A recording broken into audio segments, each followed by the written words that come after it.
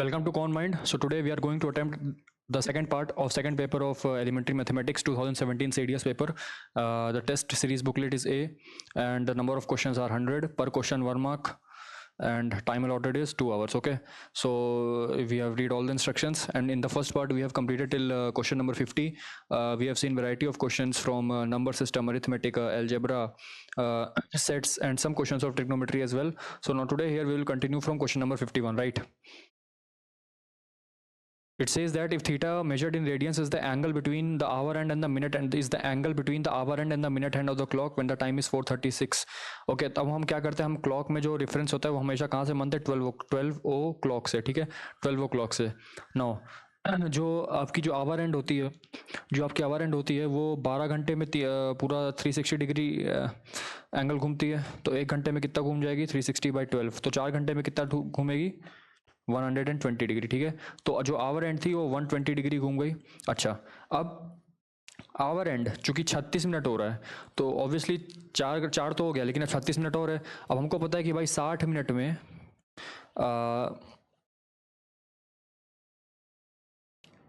यानी कि 1 घंटे में 30 डिग्री घूमती है, तो 1 मिनट में हाफ डिग्री घूमेगी. तो 36 मिनट में कितना घूम जाएगी, इंटू 36 यानी कि 18 डिग्री. तो 120 + 18 कितना हो जाएगा, 138 डिग्री. अब उसके बाद अब मिनट्स की बात कर लेते हैं. अब हमको पता है कि जो मिनट वाली सुई होती है वो 60 मिनट में टोटल मतलब 1 घंटे के अंदर वो पूरा कवर करती 360 डिग्री.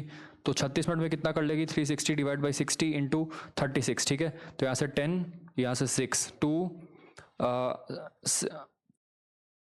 ठीक है, 6 36 63 613 216 डिग्री. अब इन दोनों के बीच का एंगल निकालना है तो निकाल देते हैं. तो 216 - 138 कितना हो जाएगा, 8 और ये 78. ठीक है, ये 78 डिग्री. तो 78 डिग्री को हम अगर उसमें कन्वर्ट करें मतलब पाई रेडियन में तो कैसे होगा, 78 × π/180 ऐसे ही तो होगा. ठीक है, तो यहाँ पे देखिए अब 78 डिग्री है और 2π/5 कितना होता है, 2π/5 आपका 72 डिग्री होता है. और ये 3π/5 कितना होता है आपका, 3/5 π × 180/π. यहाँ से पाई से पाई कैंसिल, 36 108. तो 72 degree is theta is greater then 72 degree और लेस देन 108 डिग्री. यही तो हमारा केस आ रहा है. हमारा केस 78 डिग्री आ रहा है और ये वाला सिर्फ इस कंडीशन को सेटिस्फाई कर रहा है. तो ऑप्शन नंबर भी जो है हमारा करेक्ट आंसर हो जाएगा. ठीक है, नेक्स्ट वाले सवाल पे आता है. Consider the following statements. If 45 is less than theta and theta is less than 60, then sec square alpha plus cosec square alpha is equal to this. ठीक है, हमसे कह रहा है कि sec square theta plus cosec square theta is equal to alpha square. sec square theta क्या होता है, 1/cos square alpha plus 1/sec square alpha. तो sec square plus cos square 1 हो जाता है. 4 से ऊपर नीचे मल्टीप्लाई करेंगे तो ये आएगा. तो 4/2 sin cos हो जाएगा sin 2 थीटा, तो ये हो जाएगा sin square 2 theta. That is equal to alpha square. ठीक है, अब हमको थीटा की वैल्यू दी है between 45 and 60. Theta is between 45 and 60. So 2 theta will be from 90 to 120. अब 90 से लेकर 120 में अगर हम साइन लेंगे तो डिक्रीजिंग फंक्शन होता है. तो यहाँ पे आपका बेसिकली साइन 120 हो जाएगा और यहाँ पे साइन 90 हो जाएगा. साइन 120 की वैल्यू क्या होती है, साइन 90 × 1 + 30 यानी कि cos 30. cos 30 होता है कितना, साइन 60 यानी कि √3/2. √3/2 की वैल्यू जो है वो ये है. इसका स्क्वायर करेंगे तो कितना आ जाएगा, 3/4 है ना.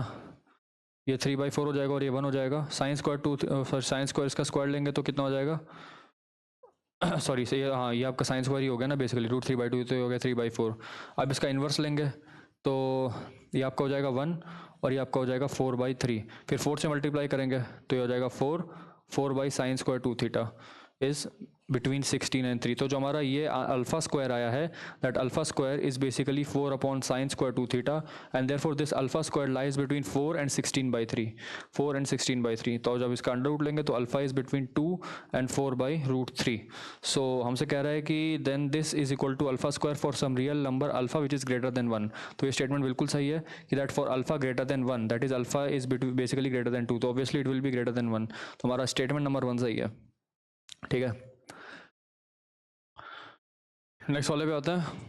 हमको दिया है कि for theta between 0 and 45 this expression which is equal to x square is valid for some real number x greater than 2। देख लेते हैं इसको भी।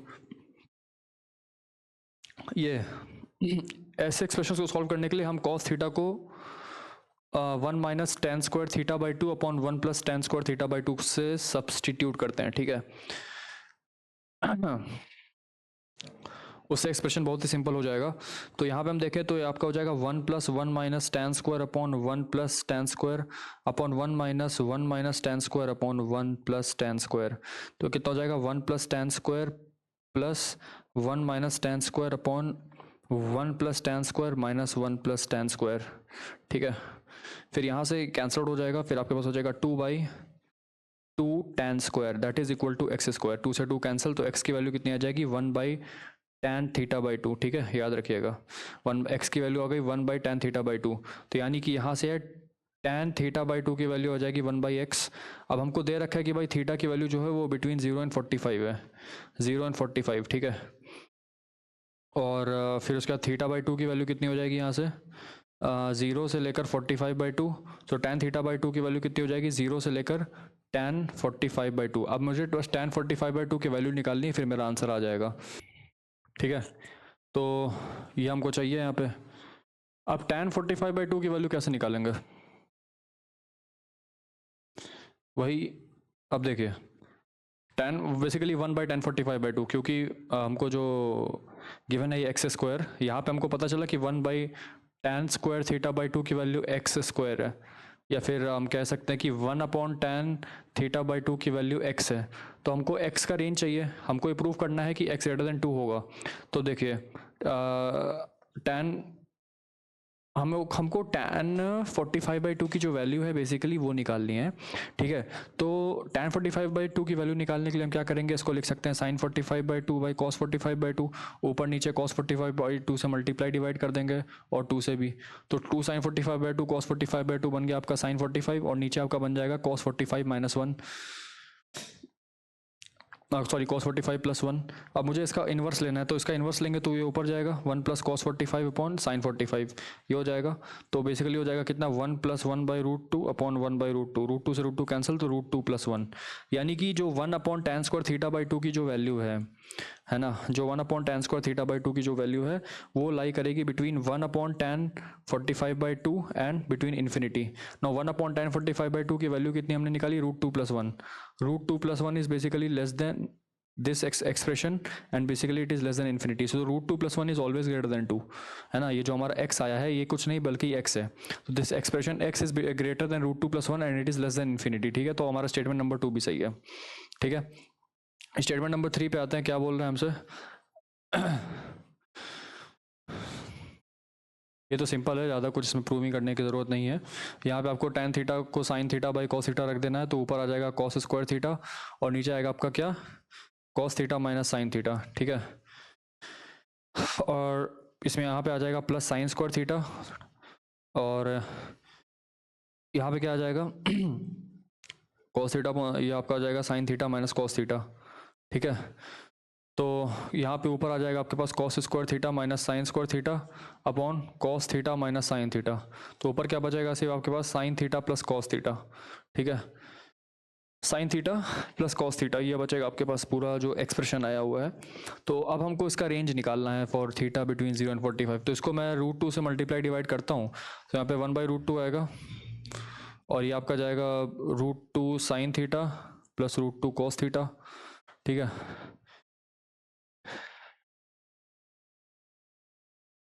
तो आ जाएगा 1/√2, इसको मैं लिख सकता हूँ साइन थीटा प्लस π/4। देखिए साइन थीटा प्लस π/4 लिखना मतलब sine A cos B plus cos theta sine π/4 that is 1/√2। एक मिनट सॉरी यहाँ थोड़ी सी मिस्टेक हो गई, फिर से इस क्वेश्चन को करते हैं।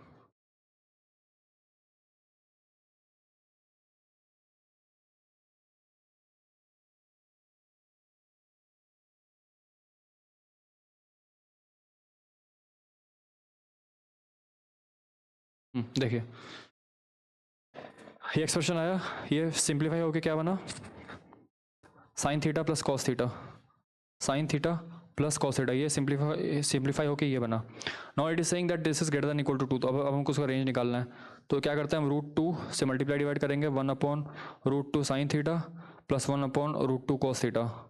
ये वाला एक्सप्रेशन देख के कुछ याद आ रहा है आपको, तो ये आपका बन गया साइन थीटा प्लस π/4, इसकी वैल्यू हो जाएगी √2।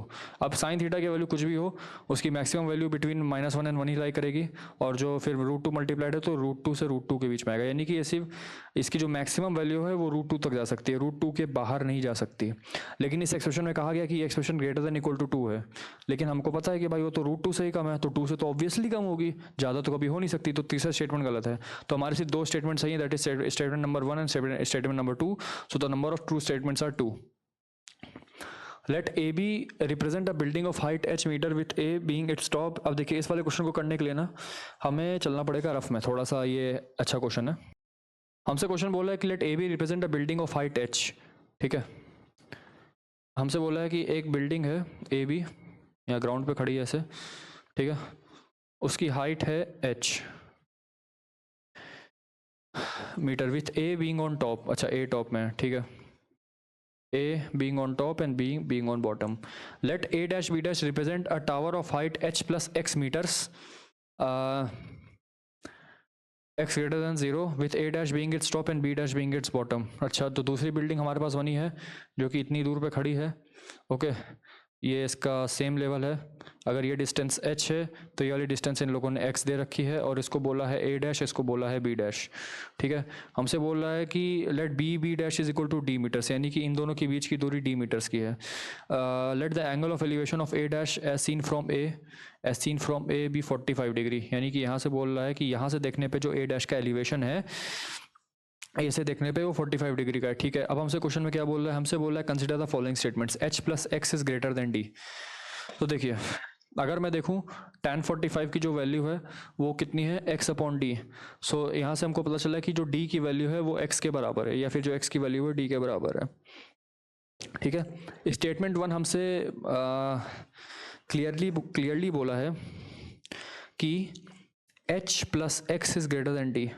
अब जब d की वैल्यू ही x के बराबर आ रही है ना, d की वैल्यू x के बराबर आ रही है, तो अगर मैं यहाँ पे सब्स्टिट्यूट करता हूँ by example, so h plus d is greater than d, therefore h is greater then 0, and h is greater then 0 is a true, because जो बिल्डिंग की हाइट h है वो ऑब्वियसली ग्रेटर देन 0 ही होगी, positive height होगी, तो ये statement बिल्कुल सही है, हमारा पहला वाला स्टेटमेंट इज करेक्ट। नाउ दूसरा वाला स्टेटमेंट हमसे कह रहा है कि the angle of depression of b is as seen from a dash is less than 45 degree.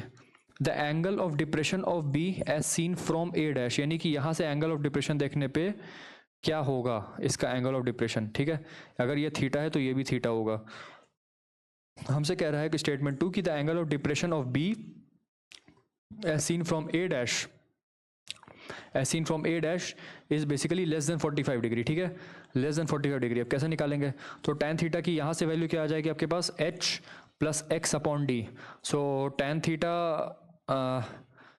हो जाएगा आपका पास h प्लस x/x, ठीक है।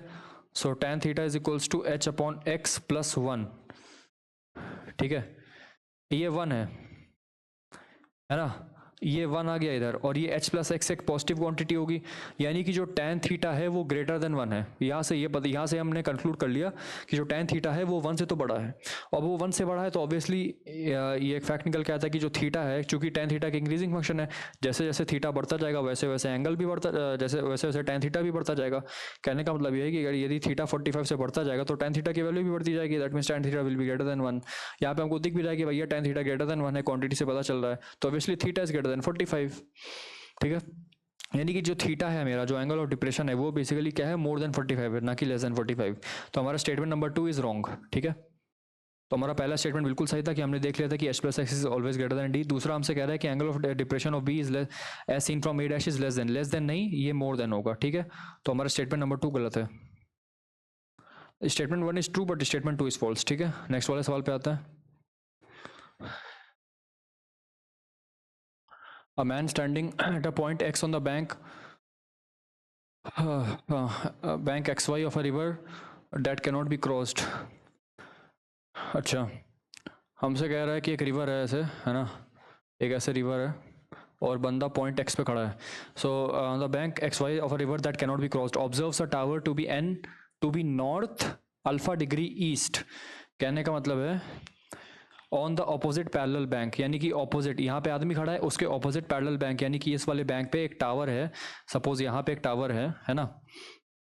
हमसे कह रहा है कि वो नॉर्थ में अल्फा डिग्री ईस्ट में है. तो ये मेरा नॉर्थ हो गया ऐसे, और अल्फा डिग्री ईस्ट यानी कि ऐसे, ये हमारा हो गया अल्फा. अल्फा डिग्री ईस्ट की तरफ है ना, नॉर्थ से ईस्ट की तरफ. तो हमारा ये हो गया. He then walks 200 metres along the bank to the point Y towards east, यानी कि वो इस तरफ चला. अब उसका नया पॉइंट आया यहाँ पे, ठीक है, वाई पॉइंट. हमसे कह रहा है कि then finds the tower to be north beta degree west. अब इसका नॉर्थ यहाँ पे होगा, बीटा डिग्री वेस्ट नॉर्थ से, यानी कि थोड़ा सा इस तरफ है ना, इस तरफ ऐसे होगा. ये हमारा हो गया बीटा. सपोज ये टावर टी है. From these observations the breadth of the river will be. अब देखिए यहाँ से मैं एक लाइन खींचता हूँ ऐसे, और ये एम हो जाएगा. ये वाला एंगल मेरा 90 माइनस अल्फा हो गया, और ये वाला एंगल मेरा 90 माइनस बीटा हो गया. सो अब इस वाले ट्राइंगल में tan 90 माइनस अल्फा लगा देते हैं. So tan 90 minus alpha will be cot alpha will be 1/tan alpha, and 1/tan alpha will be 1/2. So 1/2 is equals to TM upon MX. तो यहाँ से MX की वैल्यू क्या आ जाएगी मेरे पास, 2 टाइम्स TM. ठीक है, ये आ गई. दूसरी, अब इस वाले ट्रायंगल में देखते हैं. tan 90 minus beta is cot beta, and cot beta is 1/tan beta. So and what is tan beta? tan beta is 1/2. So 1/tan beta will be 2. So therefore tan, then now this will be TM upon MY. So यहाँ से MY की value कितनी आ जाएगी, TM/2. हमको निकालना क्या है, हमको निकालना है the breadth of the river, और ब्रेड्थ ऑफ द रिवर क्या है, ये that is equal to TM. और हमको दे रखा है कि 200 मीटर डिस्टेंस वो चला था, MX प्लस MY है ना. हमको ये गिवन है कि जो MX है, जो वैल्यू ऑफ MX है प्लस MY, उसकी वैल्यू 200 दे रखी है. अब यहाँ पे हमको दे रखा है MX की वैल्यू है 2 टाइम्स TM, और MY की वैल्यू है TM/2, that is equal to 200. तो यहाँ से आपके मेरे पास आ जाएगा 5TM is equal to 400. So TM is equals to 80. सो जो मेरा ब्रेड्थ ऑफ द रिवर है that is TM, that is equals to nothing but 80 metres. ठीक है. The value of sin 1 degree upon sin 1 radian is equal to, अब देखिए कैसे इसको देखेंगे हम, या तो रेडियन को डिग्री में कन्वर्ट करें या तो इसको. ठीक है. अब हम क्या करते हैं, हम जो है रेडियन को डिग्री में कन्वर्ट कर लेते हैं. ठीक है. पाई रेडियन होता है 180 डिग्री. सो या फिर 180 डिग्री की वैल्यू पाई रेडियन होती है. सो 1 डिग्री की वैल्यू कितनी होगी,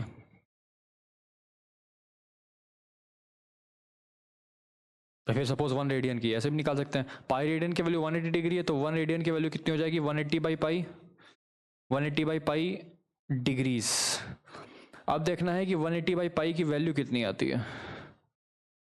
ये आपकी जो भी वैल्यू आएगी ना, ये आपकी जो भी वैल्यू आएगी, ये ऑब्वियसली 1 से बड़ी आ रही है, 1 से बड़ी आएगी.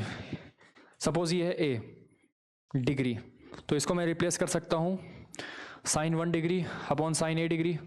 Now since A degree is greater than 1 degree, now since A degree is greater than 1 degree, therefore sin A degree is greater then sin 1 degree. ये वाली क्वांटिटी बड़ी हो गई, ये वाली क्वांटिटी छोटी हो गई, तो ऑब्वियसली ये वाली क्वांटिटी लेस देन 1 होगी. Answer. Next question. The diameters of 2 given circles are in the ratio 12:5. D1 upon D2 की value 12/5. The sum of their areas is equal to area of a circle of diameter 65. अच्छा, sum of their areas pi R1 square plus pi R2 square की value कितनी है, is equal to the area of circle of diameter this, यानी कि पाई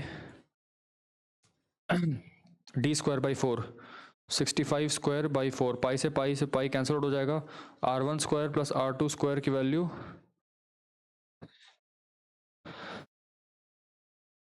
65 square by 4.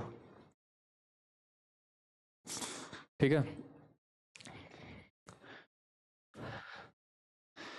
सो यहाँ से जो radius का रेशियो आया वो भी तो 12/5 ही आएगा. ठीक है. तो let us suppose that is equal to 12K 12k का स्क्वायर plus 5k का square is equal to 65 square by 4, and here it is 17k square into 4 is equal to 65 into 65.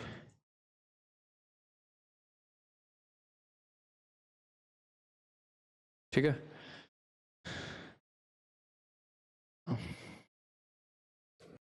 sorry not 60, so not 17, but here it will be 12 square plus 5 square, 144 plus 20, 169. So here it will be 169k square is equal to, and multiplied by 4. So k square is 65 into 65 upon 169 into 4, and k will be then 65 upon 13 into 2, that is 5 by 2. So k की value कितनी आ रही है, 5 by 2. तो जो R1 हो जाएगा वो आपका 12 इंटू 5 बाई 2 हो जाएगा, और जो R2 हो जाएगा वो आपका 5 इंटू 5 बाई 2 हो जाएगा. ठीक है, तो यहाँ से ये आपका आ जाएगा, एक तो आपका 30 सेंटीमीटर रेडियस आ रहा है और दूसरा आपका आ रहा है 25 by 2 which is nothing but 12.5 centimetre. तो ऑप्शन नंबर डी जो है करेक्ट आंसर हो जाएगा. A hollow cube is formed by joining 6 identical squares. एक हमारे पास hollow cube बनता है by joining the 6 identical squares. A rectangular cello tape of length 4 centimeter and breadth 0.5 centimeters is used for joining each pair of edges. अच्छा, each pair of edges, total कितने pair बन जाएंगे? ध्यान से अगर आप जिस रूम में बैठे हैं उस रूम में आप देखिए 6 के 6 साइड, तो एक क्यूबिकल रूम है. सपोज हमने उस रूम को क्यूब माना हुआ है, तो मेरे पास टोटल कितनी साइड्स हो जाएंगी? पहली बात तो जो छत है हमारी उसकी टोटल 4 हो जाएंगी. उसके बाद जो फ्लोर है हमारी उसकी टोटल 4 हो जाएगी, और फिर जो स्टैंडिंग जो वर्टिकल एजेस हैं उसको ध्यान से देखेंगे तो वो टोटल 4 हो जाएंगी. यानी कि टोटल 12 एजेस हैं, टोटल 12 एजेस हैं. ठीक है, तो 12 मल्टीप्लाइड बाई, हमसे पूछा है total area of the sellotape used, तो 12 multiplied by 4 centimetre multiplied by 1/2. So यहाँ से कैंसिल आउट हो जाएगा, तो हमारा आंसर कितना आ जाएगा? 24 सेंटीमीटर स्क्वायर. ठीक है, 4 एजेस आपकी छत पे हैं, 4 एजेस आपकी ज़मीन पे हैं नीचे, और 4 एजेस आपकी जो ऐसे खड़ी हैं जो वर्टिकल है. ठीक है, तो टोटल ऐसे हमारे पास 12 एजेस हो जाएंगे, और एक एज के लिए मुझे 4 इंटू 1/2 सेंटीमीटर स्क्वायर का सेलो टेप चाहिए फॉर द टेपिंग. ठीक है, 2 straight lines AB and AC include an angle. A circle is drawn in this angle which touches both these lines. ठीक है, कहने का मतलब है कि यहाँ पे मेरे पास एक AB लाइन है और एक AC लाइन है. ऐसे हमसे क्वेश्चन में ये कह रहा है कि a circle is drawn in this angle which touches both these lines. ठीक है, यहाँ पे ऐसे टच किया इसको, और one more circle is drawn which touches both the lines as well as the previous circle. तो यानी कि एक ऐसा नया सा ऐसे सर्कल बना ऐसे, ठीक है ना, जो उसने इसको यहाँ पे टच किया. If the area of the bigger circle is 9 times the area of the smaller circle, then what must be the angle A. तो ध्यान से अगर आप देखिए तो इसका जो सेंटर होगा वो इसके सिमेट्रिकल ऐसे पास करेगा. ठीक है, यहाँ पे अगर मैं ट्राइंगल बनाऊँ इसके सेंटर पे ऐसे, इसके यहाँ पे ऐसे, ठीक है, तो ये आपका 90 डिग्री होगा, ये भी आपका 90 डिग्री होगा, और ये वाला जो दोनों एंगल है वो आपस में कॉमन हो जाएगा. तो ये दोनों ट्राइंगल सिमिलर हो गए. अगर मैं इस पॉइंट को नाम देता हूँ सपोज पॉइंट ई, पॉइंट डी, और इसको देता हूँ पॉइंट ई, और इसको पॉइंट देता हूँ ओ, इसको पॉइंट देता हूँ पी. तो जो ट्राइंगल ए ओ डी है, triangle A O D is similar to triangle A P E, है ना. ट्राइंगल ए ओ डी जो है मेरा ट्राइंगल ए पी ई के सिमिलर है. क्यों? क्योंकि ये दोनों 90 डिग्री है, पहली बात. दूसरी बात, ये वाला एंगल कॉमन है दोनों में. ठीक है, जब ये दोनों के दोनों एंगल कॉमन हो गए और ये हो गया, तो ए सिमिलरिटी से हम बोल सकते हैं कि these 2 triangles are similar. Okay, हमसे कह रहे हैं कि area of the bigger circle is 9 times the area of the smaller circle. तो पाई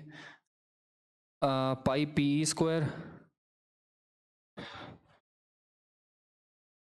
पाई P E square is equal to 9 times the pi O D square. ठीक है, पाई से पाई कैंसिल आउट हो जाएगा, तो पी ई की वैल्यू कितनी हो जाएगी? 3 टाइम्स ओ डी.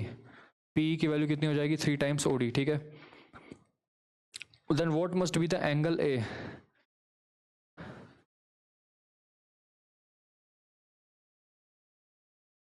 तो यदि मैं इस एंगल को थीटा बोलता हूँ, है ना, बाई चांस थीटा मैंने इसको बोला, so here we can say that tan theta is P E upon AE is equals to this particular angle OD upon AD. अब PE upon AE की वैल्यू हमको पता है, यहाँ से हमने निकाल दी है ना. PE, एक मिनट, इसको रीअरेंज करें तो P E upon O D is equals to A E upon A D. So P E upon O D है, उसकी वैल्यू कितनी है 3. ठीक है, इसकी वैल्यू है 3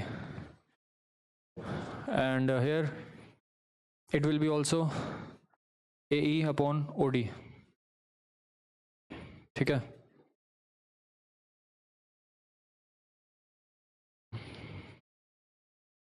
अपॉन ए डी.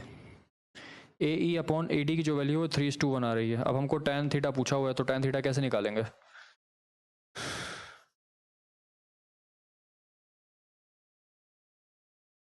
या फिर हम इसको ऐसे कर सकते हैं कि ये सब छोड़िए, देखिए इसको एक दोबारा से करते हैं. हमको ये तो पता चल गया है कि ये वाला जो एंगल है, ये एक मिनट, हमको इतना तो पता है कि ये दोनों ट्रायंगल सिमिलर हैं. ठीक है, ये दोनों के दोनों ट्रायंगल सिमिलर है. कौन कौन से? Triangle A E P and triangle A O D. ये दोनों के दोनों ट्रायंगल सिमिलर हो गए. अच्छा, अब हमसे बोल रहा है कि 9 times the area of the smaller circle, the area of the bigger circle is 9 times the area of the smaller circle. ठीक है, तो कहने का मतलब है कि जो उसका रेडियस है पी ई वो 3 टाइम्स ओ डी हो जाएगा, वो that will be 3 times O D, है ना. अच्छा, अब अगर मैं इसकी बात करूँ इतने डिस्टेंस की, यहाँ से साइन थीटा की बात करूँ ये वाला, तो वो कितना हो जाएगा? ओ डी अपॉन ए ओ. सो ए ओ की वैल्यू कितनी आ जाएगी? O D by sine theta. ठीक है, सिमिलरली जो ए बी की वैल्यू आएगी वो कितनी आ जाएगी? P E upon sine theta. अब हमको निकालना है क्या? अब मैं अगर दोनों को सब्ट्रैक्ट कर दूं, यानी कि ए पी माइनस ए ओ कर दूं, तो यहाँ से मुझे ओ पी मिल जाएगा, है ना. ओ पी की वैल्यू क्या हो जाएगी? 1 upon sine theta P E minus O D. ठीक है, now P E is 3 times O D, तो that will be 2 O D. 2 O D upon sine theta is equals to, ये कितना था? ओ ए है या ओ पी, सॉरी, पी क्या था? 3 टाइम्स ओ डी, तो ये बेसिकली 2 टाइम्स ओ डी हो जाएगा ना. और ये क्या था मेरा? ए पी माइनस ओ ए.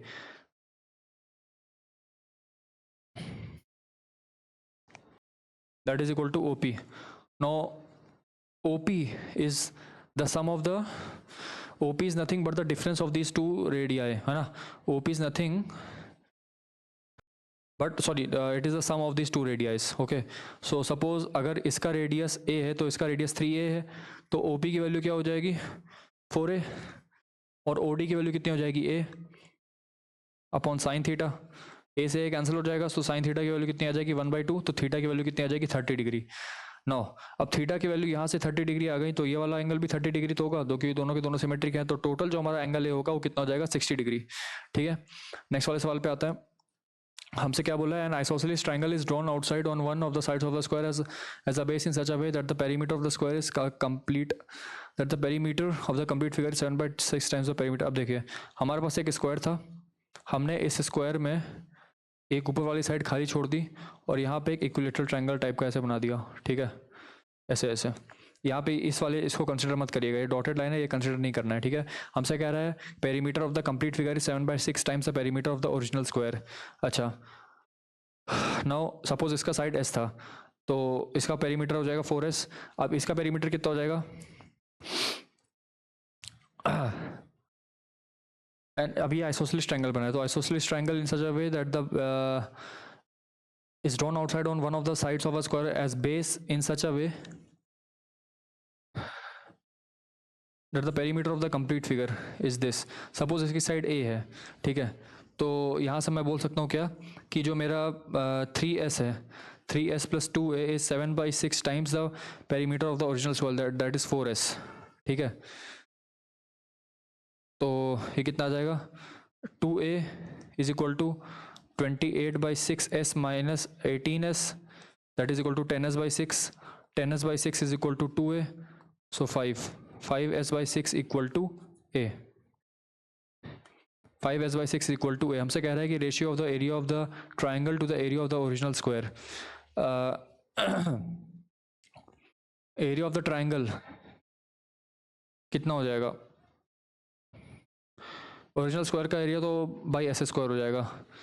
इसका कितना हो जाएगा अगर मैं इसको हाफ में बांटूँ तो? हाफ इंटू 2 टाइम्स, यानी कि 2 ट्रायंगल है ना, तो 2 इंटू हाफ इंटू बेस, यानी कि S by 2 into height. Height कितनी हो जाएगी भाई?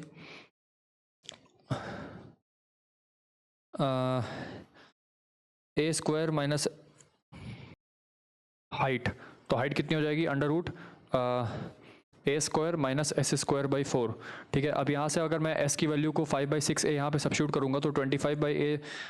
एक काम करते हैं, इस क्वेश्चन को नीचे रफ में सॉल्व करते हैं, तो वहाँ पे आपको अच्छे से समझ में आएगा। ठीक है, हमसे ये कह रहा है क्वेश्चन में कि एक आइसोसेलेस ट्राइंगल है जिसको हमने ड्रॉ किया है on one of the sides of the square as base. हमारे पास एक ओरिजिनल स्क्वायर था पहले, और हमने इस स्क्वायर के इस ऊपर वाले पोर्शन को रिमूव करके यहाँ पे ट्रायंगल की साइड लगा दी। ठीक है, यहाँ पे एक ट्रायंगल की ऐसे हमने एक फिगर बनाई। ठीक है, हमसे कह रहा है कि the perimeter of the the perimeter of this particular figure is 7/6 times the perimeter of the original square. Suppose the side of the original square was s, इसकी साइड s थी, तो ये 4s हो जाएगा इसका पेरीमीटर। अब इसका जो है, सपोज इसकी साइड a है, ठीक है, तो ये कितना हो जाएगा? 3s plus 2a is 7/6 times 7/6 times the perimeter of the original square, that is 4s। ठीक है, so 2a is equal to 28s minus 18s by 6, that is equal to 12a, that is equal to 10s by 6 10s है ना, तो यहाँ से कितना आ जाएगा? 6a by 5 is equal to s, 6a by 5 is equal to s। हमसे कह रहा है कि what is the ratio of the area of the triangle to the area of the original square। ठीक है, एरिया ऑफ द ट्राइंगल कितना हो जाएगा ये? अगर मैं यहाँ पे एक ऐसे लाइन खींचूँ और इसको 2 पार्ट्स में डिवाइड करूँ तो ये कितना हो जाएगा? s/2, तो ये कितना हो जाएगा? Half into base. बेस कितना है मेरे पास, या फिर ऐसी कोई बात नहीं है, पूरा ही ले लीजिए, ये पूरा साइड एस है, तो हाफ इंटू बेस कितना हो जाएगा? S into height. हाइट कितनी है? Under root A square minus S square by 4। ठीक है, एस की वैल्यू 6a/5 है, तो यहाँ सब्स्टिट्यूट कर देते हैं, तो half S under root 36a square by 25 minus 36s square by 25 minus S square, ये हो जाएगा, that is equals to half S multiplied by, ये आपका हो जाएगा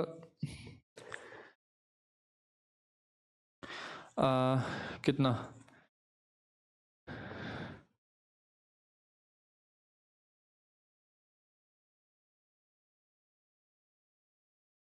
सॉरी ये ऐसे नहीं होगा, यहाँ पे मिस्टेक होगी थोड़ी सी, यहाँ पे उल्टा होगा ना। क्या हो जाएगा ये आपका हो जाएगा ए स्क्वायर कितना हो जाएगा यहाँ से? 25 एस स्क्वायर बाई 36, तो यहाँ से 9 ऊपर जाएगा, नीचे आएगा 36, that will be equal to 25 minus 9 is 16 S square. यहाँ सब कुछ बाहर निकलेगा तो आपका हो जाएगा एस स्क्वायर, ये आपका हो जाएगा 4/9, तो 2/9, या फिर 2/6 यानी कि 1/3, यानी कि एस स्क्वायर बाई 3 जो है इसका एरिया हो गया, ट्राइंगल का एरिया कितना हो गया? एस स्क्वायर बाई 3, और स्क्वायर का एरिया था कितना? S square. तो हमसे क्या पूछ रहा है?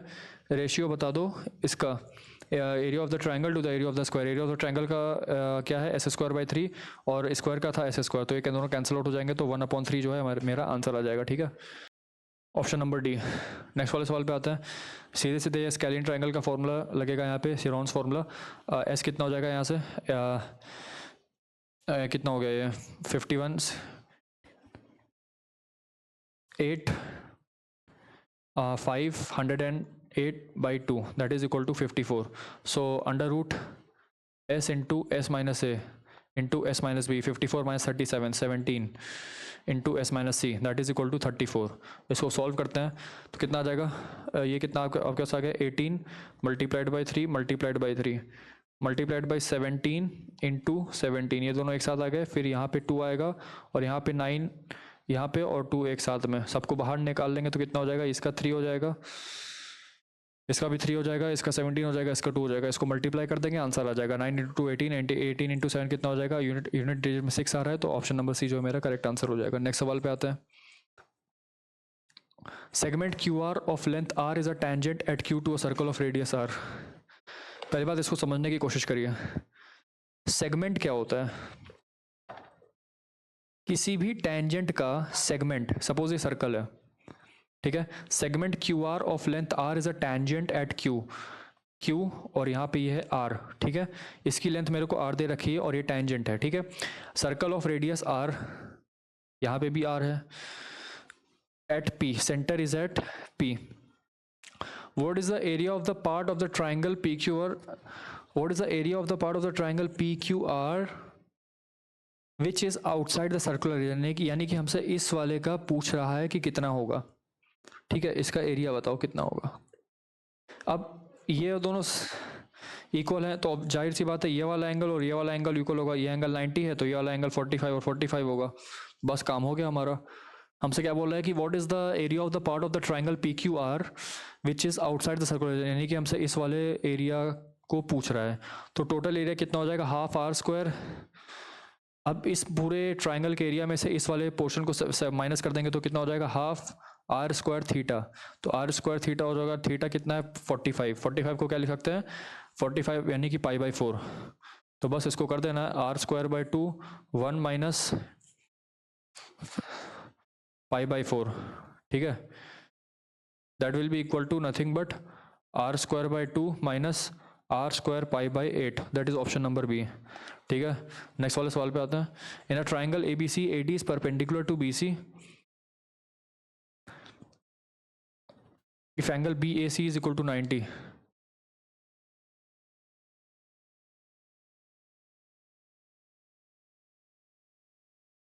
ए बी की वैल्यू सी दे रखी है, बी सी की value A D is perpendicular on B C, ये कितना दे रखा है ए,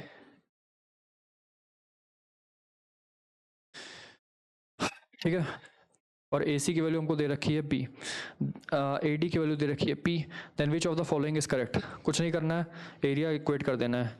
तो अगर आप ट्राइंगल ए बी सी का एरिया निकालोगे तो हाफ बी सी हो जाएगा, नहीं तो आप ऐसे निकाल सकते हो हाफ ए पी हो जाएगा, हाफ से हाफ कटा, बी सी की वैल्यू ए पी के बराबर आ गई, सो पी की वैल्यू कितनी आ गई, बी सी अपॉन ए, ऑप्शन नंबर सी।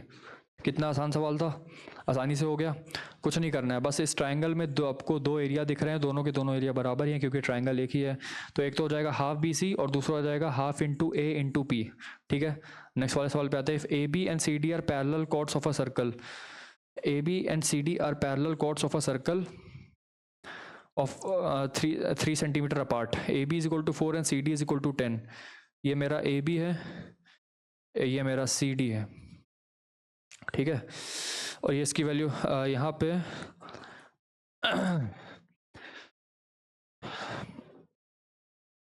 अगर मैं यहाँ से या सेंटर से इस पे एक परपेंडिकुलर ड्रॉप करता हूँ तो ये हाफ में डिवाइड करेगा, यहाँ पे भी हाफ में डिवाइड करेगा, ठीक है, ये आपका 2 हो जाएगा, ये आपका 3 दे रखा है, ठीक है। सपोज ये x है, ये वाली डिस्टेंस, ये O है, ये D है, ये F है, उसके बाद ये R है, ये भी R है, ठीक है, बस पाइथागोरस थ्योरम लगाइए, आंसर पाइए, क्या हो जाएगा ये, R square is equal to 3 plus X square plus 4, और अगर मैं इस वाले ट्रायंगल में लगाता हूँ, अगर मैं इस वाले ट्रायंगल में लगाता हूँ, इस वाले में ध्यान से देखिएगा ट्रायंगल ओ डी ई में, तो कितना हो जाएगा, R square is equal to, ये सी डी था 10 तो ये कितना हो जाएगा 5, तो that is equal to x square plus 25, ठीक है। तो क्या करना है, इसको सब्ट्रैक्ट करिए यहाँ से, तो ये 0 हो जाएगा, 3 X square minus 9 minus X square minus 6x plus 21 equal to 0, ठीक है, 6x इक्वल टू 21 माइनस 9 कितना हो जाएगा 12, तो x की वैल्यू आ जाएगी 2, x की वैल्यू 2 को यहाँ सब्स्टिट्यूट करिए तो आर स्क्वायर की वैल्यू आ जाएगी 29, तो r की वैल्यू कितनी आ जाएगी √29। नेक्स्ट वाले सवाल पे आते हैं,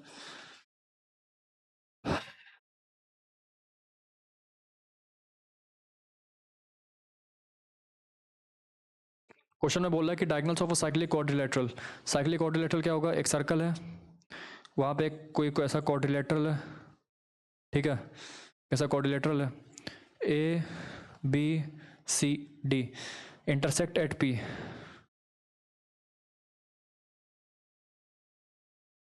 And the area of the triangle APB is 24 square centimeter. ठीक है, APB is 24 centimeter square. If AB is equal to 8 and CD is equal to 5, then what is the area of the triangle CPD? अब देखिए, अगर triangle APB जो है मेरा similar है triangle PDC के, क्यों? क्योंकि ये वाला एंगल इसके बराबर है, ठीक है। और अगर ये सर्कल का मैं कॉर्ड मानूं, ये वाला कॉर्ड, तो जो ये एंगल से यहाँ सबटेंड कर रहा है थीटा, वही सेम एंगल यहाँ भी सबटेंड करेगा थीटा। क्यों? The angle subtended by the same chords in a circle are equal, angle subtended by the same chords on any part of the circumference is equal. तो ये वाला angle इसके बराबर हो गया, ये वाला एंगल इसके बराबर हो गया, तो ए सिमिलरिटी से हम प्रूव कर सकते हैं कि these two triangles are similar, ठीक है, by a congruence, by a similarity theorem. Now अब हमको दे रखा है क्या, हमसे बोल रहा है कि what is the area of the triangle CPD. तो हमको पता है कि जो एरिया का जो रेशियो होता है वो उनके कोरस्पॉन्डिंग साइड्स के रेशियो के स्क्वायर के बराबर होता है ना। साइड्स का रेशियो कितना है 8/5, इसका स्क्वायर कर देंगे तो वो 24/CPD का स्क्वायर आ जाएगा, मतलब 24/CPD आ जाएगा। तो that is equal to 64/25 into 1/24 is equal to 1/CPD। तो CPD की वैल्यू कितनी आ जाएगी मेरे पास, 24 इंटू 25/64, यह हो गया 8, ये हो गया 3, दैट इज इक्वल टू 75/8। 75/8 कितना हो जाएगा, 30, 60, 40, 9.375 स्क्वायर सेंटीमीटर जो है करेक्ट आंसर आ जाएगा। In an equilateral triangle ABC, BD is drawn perpendicular to AC। ABC, BD is drawn perpendicular to AC। Perpendicular तो ऑब्वियसली उसके मिड पॉइंट पे ही जाके कवर करेगा, ये दोनों साइड इक्वल हो जाएंगी। Then what is BD square equal to, BD को हमको लाना है AD के टर्म्स में। अच्छा,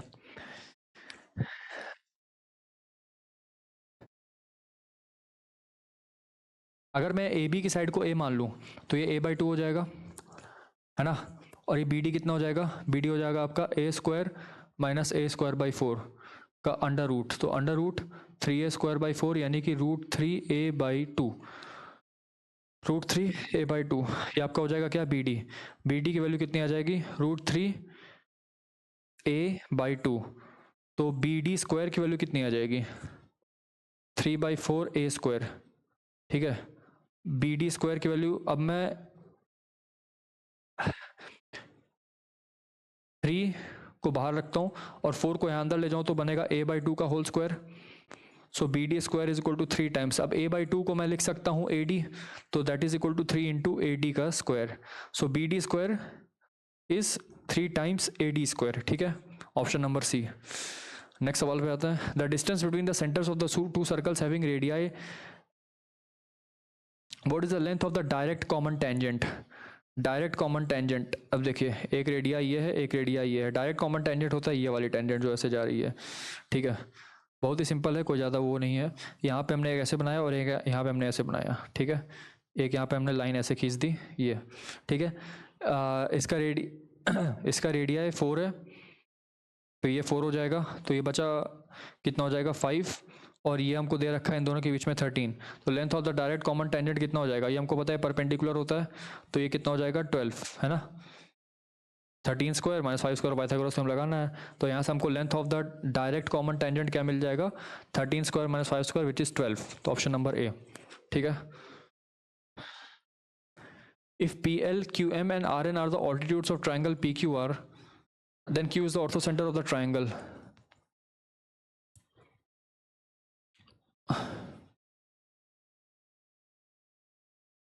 सपोज ये हमारे पास ट्राइंगल है ऐसे PQR, ऑर्थोसेंटर है O पे, ठीक है। ऑर्थोसेंटर क्या होता है,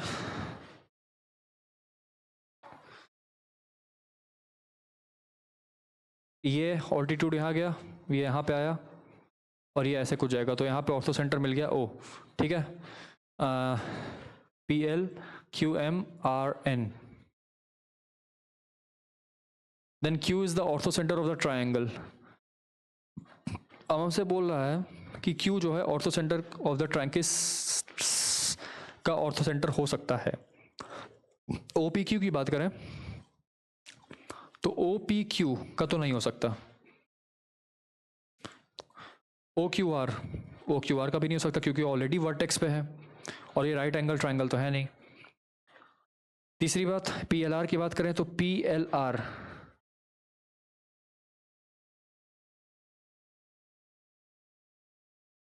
यहां पे ये तो राइट एंगल ट्रायंगल है, ट्रायंगल PLR एक राइट एंगल ट्रायंगल है, तो इसका ऑल्टीट्यूड L पे होना चाहिए ना कि Q पे, तो ऑप्शन नंबर C भी गया है ना। ऑप्शन नंबर A क्यों नहीं है, क्योंकि OPQ जो मेरा OPQ है, अगर unless and until that is a right angle triangle हम किसी भी वर्टेक्स पे ऑर्थो सेंटर नहीं बना सकते। जब भी राइट एंगल ट्रायंगल होगा तो उसका जो ऑर्थो सेंटर होता है, जो उसका ऑर्थो सेंटर होता है वो राइट एंगल पे होता है। तो ट्रायंगल OPQ पहली बात राइट एंगल ट्रायंगल नहीं है, ट्रायंगल OQR पहली बात राइट एंगल ट्रायंगल नहीं है, ट्रायंगल PLR एक राइट एंगल ट्रायंगल है, लेकिन उस केस में Q जो है ट्रायंगल PLR के बाहर आ रहा है, उसको यहाँ पे होना चाहिए था L पे, तो नहीं है। तो ऑप्शन नंबर D बचा है OPR, ट्रायंगल OPR। सिर्फ अब देखिए ट्रायंगल OPR एक तरह से हम कह सकते हैं ऑब्ट्यूस एंगल ट्रायंगल है, और हमको पता है ऑब्ट्यूस एंगल ट्रायंगल का जो ऑर्थो सेंटर होता है वो सर्कल के बाहर लाई करता है। तो ट्रायंगल OPR ही एक ऐसा ट्रायंगल बन रहा है जिसका ऑर्थो सेंटर हम Q बोल सकते हैं, ठीक है। नेक्स्ट सवाल पे आते हैं। In a triangle ABC angle C is equal to 90 degree and CD is the perpendicular from C to AB। अच्छा, अब इसको नीचे रफ में सॉल्व करते हैं। क्वेश्चन में ये बोल रहा है कि ट्रायंगल एक है हमारे पास, राइट एंगल ट्रायंगल है जो कि C पे है, और ये A है और ये B है। क्वेश्चन में हमसे बोला है कि हमने यहाँ से एक परपेंडिकुलर ड्रॉप किया D में, और क्वेश्चन में कंडीशन गिवन है हमारे पास कि 1/CD square is equals to 1/BC square plus 1/CA square.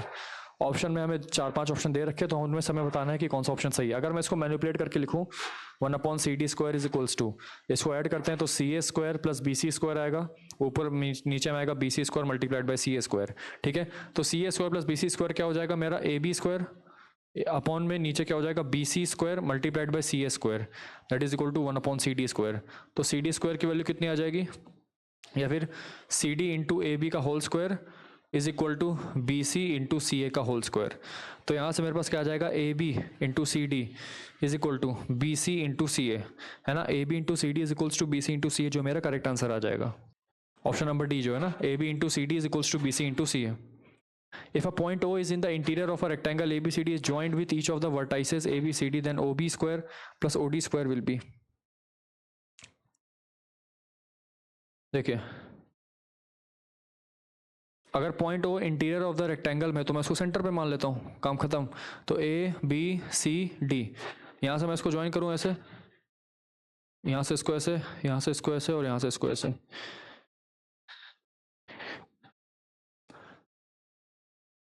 OB square plus OD square की वैल्यू पूछ रहा है, OB square plus OD square. अच्छा,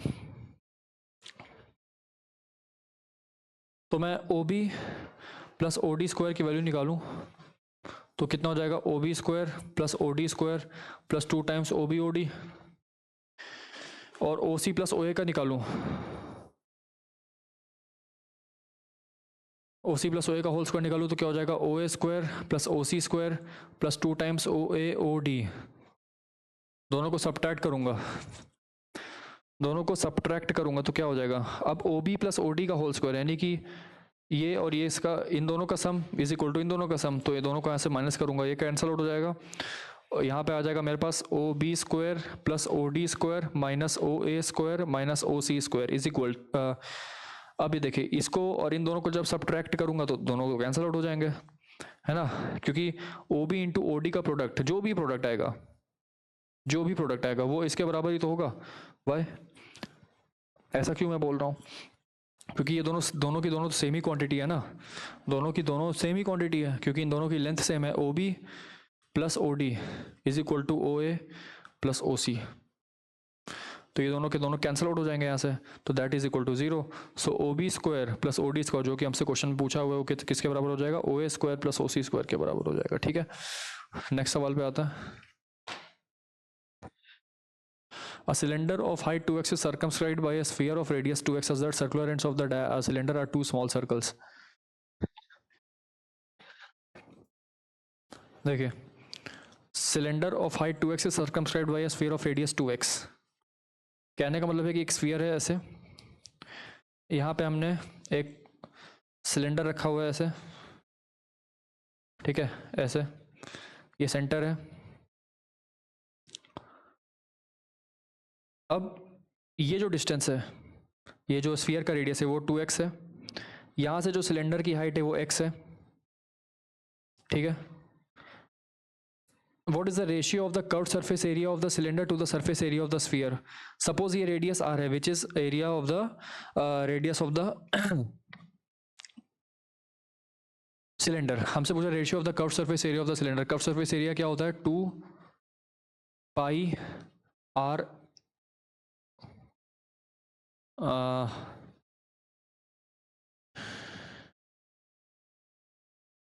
2x, क्योंकि हाइट जो है हमको दे रखी है 2x, ये सेंटर है, ठीक है, divided by surface area of sphere क्या होता है? 4 पाई इसका स्क्वायर, 2x का स्क्वायर 4x स्क्वायर. तो 4 से ये कैंसिल आउट हो जाएगा, पाई से पाई कैंसिल आउट हो जाएगा, x से ये कैंसिल हो जाएगा, तो r बाई 4x. अब मुझे r बाई x का रेशियो निकालना है. कैसे निकालेंगे? ये पाइथागोरस थ्योरम यहाँ पे लग जाएगा, तो R square plus X square is equal to 4x square. So R की वैल्यू कितनी हो जाएगी? √3x. आर की वैल्यू हो जाएगी √3x, तो √3x यहाँ रखेंगे अपॉन 4x, तो कैंसिल आउट हो जाएगा. √3:4 जो है मेरा करेक्ट आंसर आ जाएगा, ऑप्शन नंबर ए, ठीक है. A cylindrical vessel 60 centimeter in diameter is partially filled with water. ये एक 60 सेंटीमीटर का डायमीटर का एक सिलेंडर है. A sphere 30 centimeter is in diameter is gently dropped into the vessel and it's completely immersed. To what further height will the water in the cylinder rise? तो हमको पता है क्या होता है, एच का जो फॉर्मूला होता है वो क्या होता है? जितने एरिया से, जितने हाइट से पानी बढ़ेगा उतने वॉल्यूम का स्फीयर हमने डाला होगा, है ना. 15 इंटू 15 इंटू 15, ठीक है. पाई से पाई कैंसिल आउट हो जाएगा, आर स्क्वायर कितना हो जाएगा? 900 H is equals to 225 into 15/3, ठीक है, इंटू 4. 15 60 से कैंसिल, ये 15 से कैंसिल और ये भी 15 से कैंसिल. एच की वैल्यू आ जाएगी 15/3, दैट इज 5 सेंटीमीटर, ठीक है. नेक्स्ट वाले सवाल पे आते हैं. The vertical angle of a right circular cone is π/2.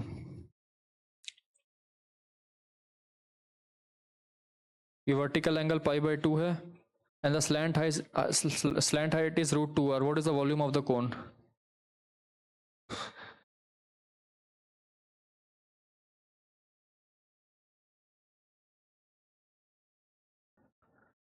तो ये r है, ये थीटा कितना हो जाएगा?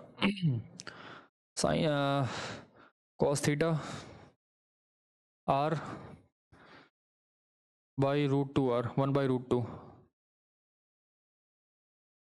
तो थीटा की वैल्यू कितनी हो जाएगी? 45.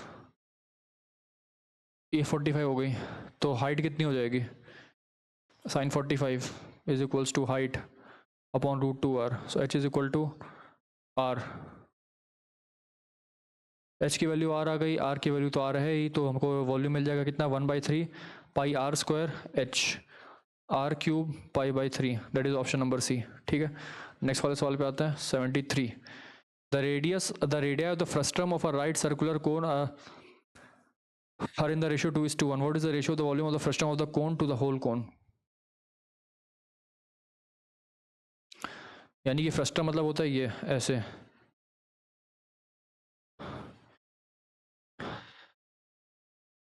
देखिए बहुत ही सिंपल तरीका है करने का इसको.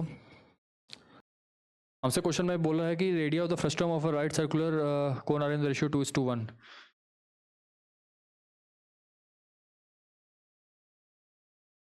यानी कि अगर ये k है तो ये 2k है, ठीक है.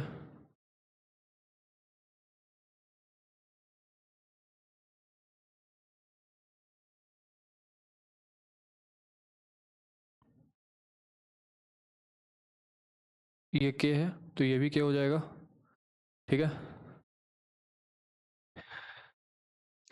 तो देखिए यदि मैं यहाँ करता हूँ ऐसे,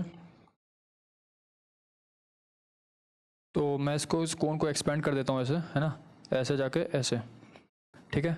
सो अगर ये दोनों के दोनों ट्रायंगल सिमिलर होते हैं तो k upon 2k is equal to h upon suppose h dash, ये वाली हाइट h डैश है और पूरे कोण की हाइट h है, h डैश अपॉन h, तो k से k कैंसिल हो जाएगा, तो h डैश की वैल्यू कितनी आ जाएगी, h/2, ठीक है। अब हमसे क्वेश्चन में ये पूछ रहा है कि what is the ratio of the volume of the frustum of the cone to the volume of the whole cone. अब volume of the whole cone कितना, होल कोन कितना हो जाएगा, 1/3 पाई आर स्क्वायर कितना है 4k स्क्वायर इंटू h, ये height h है, ठीक है। और इस वॉल्यूम, इसका वॉल्यूम कितना है 1/3 पाई आर स्क्वायर, यानी कि k square into h dash की वैल्यू है h/2, ठीक है। अब हमसे वॉल्यूम ऑफ द फ्रस्ट्रम का रेशियो पूछ रहा है, लेकिन ये volume of the upper cone है और ये volume of the total cone है, तो वॉल्यूम ऑफ द टोटल कोन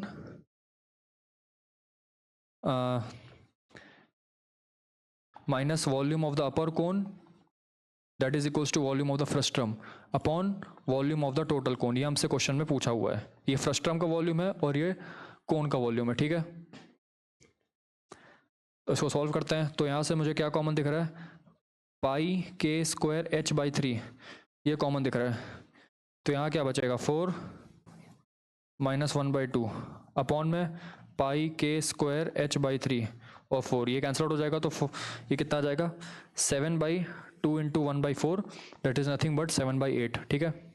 तो हमारा आंसर क्या आ जाएगा इस वाले क्वेश्चन का, 7/7:8, ठीक है।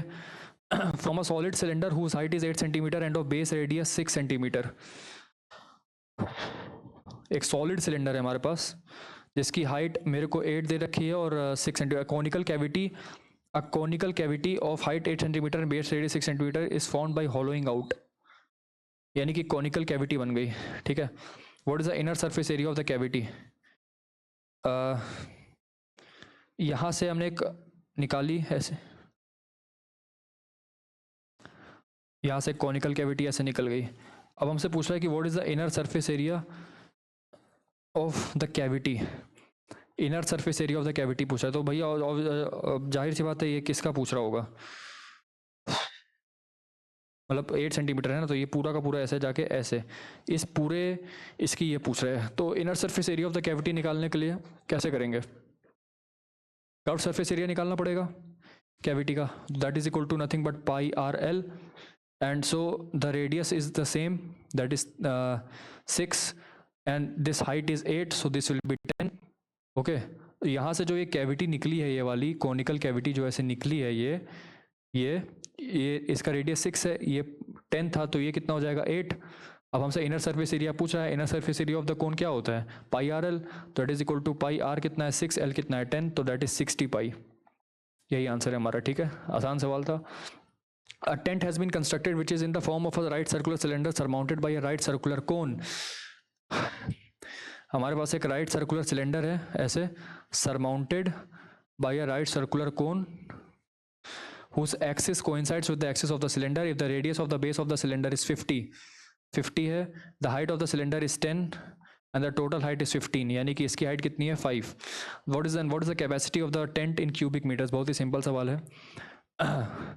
1/3 pi R square h plus pi R square h, तो पाई 2500 बाहर आ जाएगा, 5/3 प्लस 10 कितना हो जाएगा 35/3, 35 इंटू 25 कितना हो जाएगा, कैंसिल कैलकुलेट कर लेते हैं, 2707 578, तो 87500 पाई अपॉन 3 जो है मेरा आंसर आ जाएगा, ऑप्शन नंबर बी। इसमें कुछ नहीं करना, इसमें बस आपको total volume of the figure निकालना था, बिकॉज हमसे पूछ रहा है कैपेसिटी, कैपेसिटी का मतलब होता है वॉल्यूम, और तब भी ना समझ में आए तो आप यहाँ पे मीटर क्यूब देख सकते हो, जब भी मीटर क्यूब यूनिट आती है तो हमारे पास 3 डायमेंशनल यानी कि वॉल्यूम की बात होती है। नेक्स्ट वाले सवाल पे आता है, two rectangular sheets of sizes this into this and this into this are available. A hollow right cylinder can be formed by joining a pair of parallel sides of any sheet. What is the maximum possible volume of the circular cylinder that can be formed this way? हमसे question में ये बोल रहा है कि जैसे two rectangular sheets हैं size इसके, सपोज ये मेरे पास एक शीट आ गई इसकी, ये 4 पाई, ये 4 पाई है और ये 2 पाई, ठीक है। और दूसरा मेरे पास एक रेक्टेंगुलर शीट आई है जो कि है पाई और ये है 5 पाई, ठीक है। अब what is the maximum possible volume of the circular cylinder that can B form this way. देखिए बहुत ही सिंपल है, मैं पहली वाली शीट को लेता हूँ। पहली वाली शीट को दो तरीके से रोल किया जाता है, किया जा सकता है, अलॉन्ग द विड्थ और अलॉन्ग द लेंथ। सो सबसे पहले हम अलॉन्ग द लेंथ करते हैं। जब हम अलॉन्ग द लेंथ करेंगे तो इसका जो रेडियस आ जाएगा वो आ जाएगा 2, क्योंकि उसकी जो लेंथ होगी उसकी सरकमफ्रेंस होगी। अरे जब आप शीट को इस हिसाब से रोल करोगे तो ये ऐसे कुछ बन के आएगा जिसकी हाइट आपकी 9 हो जाएगी 4 पाई, और ये जो पूरा सरकमफ्रेंस है आपने जो रोल किया है इस वाली साइड को, इसको आपने कुछ ऐसे बना दिया रोल करके, तो सरकमफ्रेंस आपका हो जाएगा 2 pi R, that is equal to 2 pi. So R की वैल्यू कितनी हो जाएगी 1। इस केस में आर की वैल्यू हो जाएगी 1 और एच की वैल्यू है 4 पाई, तो वॉल्यूम कितना हो जाएगा 1/3 pi R square H 4 pi, that is equal to 4 pi square. अगर मैं इसको ऐसे रोल करूँ, अगर मैं इसको अलॉन्ग द इसके करता हूँ तो कितना हो जाएगा, उस केस में जो मेरा रेडियस है वो 2 आ जाएगा। तो जब रेडियस 2 आ जाएगा तो 1/3 pi R square H, R square हो जाएगा 4 और ये हो जाएगा एच, तो पहले से एच, अब एच की वैल्यू क्या हो जाएगी 2 पाई, है ना। तो कितना हो जाएगा मेरा 8 पाई स्क्वायर/3, 8 पाई स्क्वायर/3। अब देखते हैं दूसरी बात करें, अगर मैं शीट नंबर 2 को लूँ, अब इसको 2 पाई आर मानता हूँ, तो आर की वैल्यू यहाँ से कितनी आ जाएगी 2 pi are is equal to पाई, तो आर की वैल्यू आ जाएगी 1/2। आर की वैल्यू यहाँ से आ जाएगी 1/2, तो कितना हो जाएगा, एक मिनट, वैसे मैं 1/3 लगा ही क्यों रहा हूँ, 1/3 थोड़ी ना लगाना, हमको बेसिकली सिलेंडर फॉर्म करना है, तो 1/3 हटा दीजिए यहाँ से, सॉरी। तो यहाँ से कितना हो जाएगा पाई आर स्क्वायर हो जाएगा आपका 1/4, एच कितना हो जाएगा 5 पाई, तो हो जाएगा 5 पाई स्क्वायर/4, और दूसरा हो जाएगा आपका 2 पाई आर की वैल्यू 5 पाई है, तो आर की वैल्यू 5/2 हो जाएगी, तो 25/4 into pi, that is equal to 25/4 pi square. एक वॉल्यूम एक वॉल्यूम ये आया, दूसरा वॉल्यूम ये आया, तीसरा वॉल्यूम ये है, चौथा वॉल्यूम है। अब आप इन चारों में से वॉल्यूम देख लीजिए कि कौन सा मैक्सिमम होगा। ये 6 पॉइंट समथिंग कुछ आएगा, ये 1 पॉइंट समथिंग कुछ आएगा, ये पहले से ही 4 है और ये पहले से 8 है, तो मैक्सिमम मेरे पास कौन सा आ रहा है 8 pi square, that the maximum possible area which is formed is 8 pi square, ठीक है। In a triangle ABC the medians AD and BE intersect at G। Triangle ABC है मेरे पास ऐसे, ट्राइंगल ABC है, medians AD and BE intersect at G. A line DF is drawn parallel to BE. DF is drawn parallel to BE such that AC is equal to 9 centimetre. AC जो है मेरा वो 9 centimetre को है, ठीक है। ये ध्यान रखिएगा, ये जो D पॉइंट है वो BC का मिड पॉइंट है, ठीक है।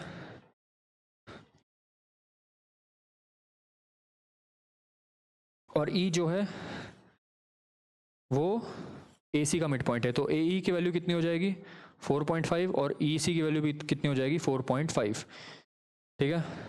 Now since a line DF is drawn parallel, ये इसके पैरेलल है, सो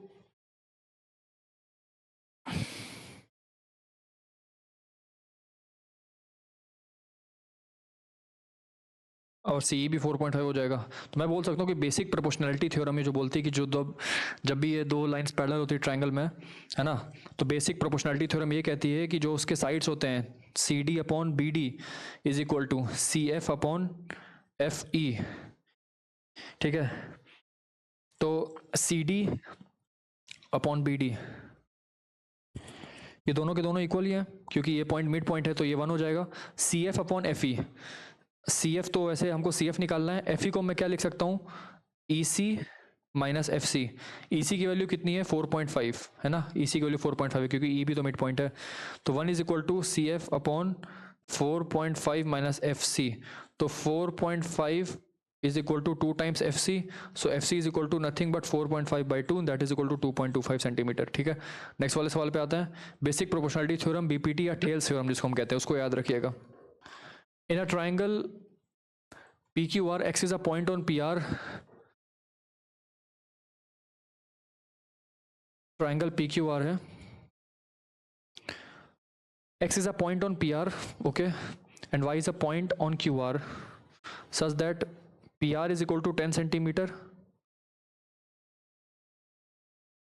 PR जो है 10 सेंटीमीटर है, RX 4 सेंटीमीटर है, तो PX की वैल्यू 6 सेंटीमीटर हो जाएगी, R की वैल्यू कहाँ है, QR पे, यहाँ पे कहीं, सपोज ये 2 है और QR की वैल्यू 5 है, तो ये 3 हो जाएगा। हमसे कह रहे हैं which of the following is correct, X Y Y और ये X Y is parallel to P Q. पहला स्टेटमेंट हम देख लेते हैं क्या। अब देखिए ध्यान से, अगर ये पैरेलल नहीं होता, सपोज अगर हम एक चांस से कंसिडर कर रहे हैं कि ये वाली जो लाइन है P Q is parallel to this, या फिर अगर हम ऐसे भी निकाल सकते हैं, थे बेसिक प्रोपोर्शनलिटी थ्योरम में थेल्स थ्योरम से निकालें, सो 2/3 क्या 4/6 के बराबर आ रहा है, यानी कि अगर मैं R Y upon Y Q की वैल्यू क्या R X upon X P के बराबर आ रही है, यानी कि क्या 2/3 की वैल्यू क्या 4/6 के बराबर आ रही है, बिल्कुल आ रही है। 2/3 is equal to 2/3, that means Thales theorem और basic proportionality theorem is satisfied accordingly, and hence we can say that this particular line is parallel to this line. Okay, nevertheless it is basically it's no it does not matter that if this line is the midpoint joining the midpoints or not, it can be anywhere on the triangle, and basic proportionality theorem states that if a line is parallel to the third side, if the line joining any 2 points of any 2 sides of a triangle is parallel to the third side, then that line will divide the other two sides in the same ratio. तो हमने इसी Thales theorem के ratio से पता लगाया कि क्या 2/3 की वैल्यू 4/6 के बराबर है, तो वो बिल्कुल है, इसलिए हम by Thales theorem we can say that this X Y is parallel to P Q. Next सवाल पे आते हैं। Following 3 lines, straight lines ABC on a plane, if A and C are parallel, B and C are parallel, then A and B are parallel, obviously, तो सीधे से दिख ही रहा है। A and C जो है, सपोज ये A and C are parallel, B और C भी parallel है, तो A और B तो parallel होंगे ही। If A is perpendicular to B, sorry, if A is perpendicular to C and B is perpendicular to C, then A and B are parallel। ये भी हमारा सेकंड स्टेटमेंट बिल्कुल सही है। If the acute angle between A and C is equal to the acute angle between B and C, acute angle between A and C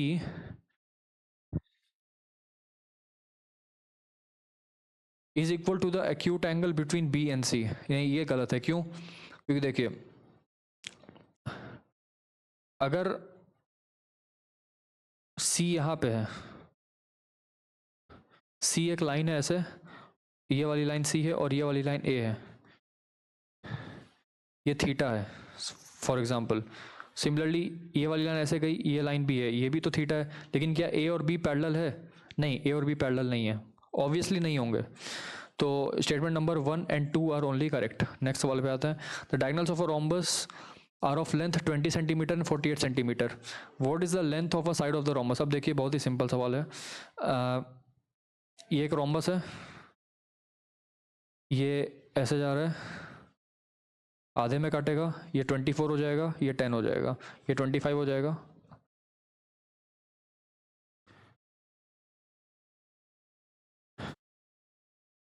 sorry 25 नहीं 26 हो जाएगा, है ना। आंसर आ गया मेरा, ऑप्शन नंबर बी। ये दोनों परपेंडिकुलर होते हैं, हमको पता है जो डायगोनल्स होते हैं रोम्बस के, पहली बात वो तो एक दूसरे को बाइसेक्ट करते हैं, दूसरी बात वो दोनों एक दूसरे को परपेंडिकुलरली बाइसेक्ट करते हैं, परपेंडिकुलरली एक दूसरे को बाइसेक्ट करते हैं। तो अगर ये 24 है दैट इज, और ये 10 है, तो एक राइट एंगल ट्रायंगल फॉर्म करेंगे, तो यहाँ से हाइपोटेनस हो जाएगा, तो 24 स्क्वायर प्लस 10 स्क्वायर कितना हो जाएगा, 576 plus 100 that is equal to 676, and 676 is equal to इसका स्क्वायर दैट इज 26 का स्क्वायर। ठीक है, नेक्स्ट सवाल पे आता है। An arc of a circle subtends an angle pi at the centre. ठीक है, एक आर्क है ये वाली, इस आर्क ने सेंटर पे पाई एंगल सबटेंड किया है। अच्छा, 180 डिग्री सबटेंड कर दिया सीधे, कोई नहीं, यानी कि इतनी बड़ी आर्क है, पूरा का पूरा सेमी सर्कल ही है, 180 डिग्री सबटेंड किया है यहाँ पे। If the length of the arc is 22 centimetre, what is the radius of the circle.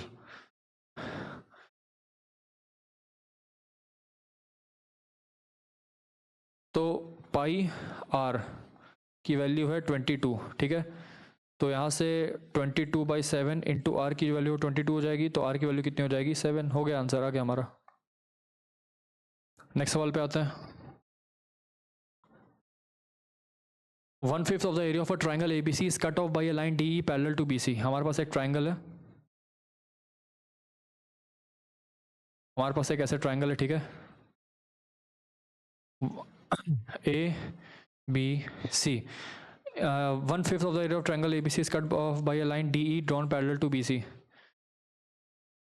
यहाँ से हमने एक लाइन ड्रॉ की DE which is parallel to BC and therefore this area of triangle ADE is 1/5 of this whole triangle such that DE is on AB and E is on AC। If BC is equal to 10 centimeter then what is DE is equals to। अच्छा, पहली बात, ये दोनों के दोनों जो triangle हैं ये सिमिलर हो जाएंगे। Triangle ADE and triangle ABC दोनों के दोनों सिमिलर हैं, ठीक है। नाउ एरिया जो है ADE upon ABC that is equal to DE upon BC का होल स्क्वायर। ADE जो है 1/5 है इसका, तो ये 1/5 हो जाएगा, और DE स्क्वायर अपॉन BC का स्क्वायर कितना हो जाएगा 100, यहाँ से कैंसिल होगा 20, तो DE स्क्वायर की वैल्यू 20 आ गई, तो DE की वैल्यू कितनी हो जाएगी 2√5, ठीक है, 2√5, ऑप्शन नंबर बी। नेक्स्ट वाले सवाल पे आते हैं। There are 8 lines in a plane, no 2 of which are parallel. 8 lines in a plane है, no 2 which are parallel, what is the maximum number of points. पहली लाइन ये, दूसरी line ये, तीसरी लाइन ये, अभी तक 3 पॉइंट मिल चुके हैं हमको, ठीक है, 1 2 3। अब चौथी लाइन आएगी तो इन चारों को काटेगी। मैक्सिमम जो हम बना सकते हैं क्या बना सकते हैं, ऐसे, तो 3 यहाँ काट दिया इसने, ये 7 हो गया। तो ऐसे ही करते करते आप देखिएगा, जब मेरे पास 2 लाइन थी तब एक इंटरसेक्शन पॉइंट था, 3 लाइन थी तो 3C2 था, that is equal to 3 points. अब जब 4 लाइन आ गई तो 4C2 है कितना 6 पॉइंट्स, 1 2 3 4 5 6 पॉइंट आ गए। तो ऐसे करते जब हमारे पास 8 लाइन्स होगी, जब मेरे पास n लाइन्स होती हैं तो number of maximum points at they can intersect is always NC2, ठीक है। सो 8 कितना हो जाएगा 8C2, 8 into 7 upon 2 into 1 4, so that is equal to 28। Next वाले सवाल पे आता है। A closed polygon has 6 sides and one of its angles is 30 degree greater than each of the other 5 angles. Hexagon है, one of its angles is 30 degree greater than each of the other 5 angles।